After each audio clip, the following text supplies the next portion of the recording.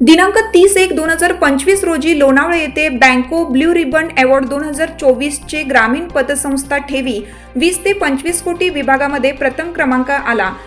कल्पद्रुम ग्रामीण बिगर शेती सहकारी पतसंस्था मर्यादित हसूरला देऊन सन्मानित करण्यात आले.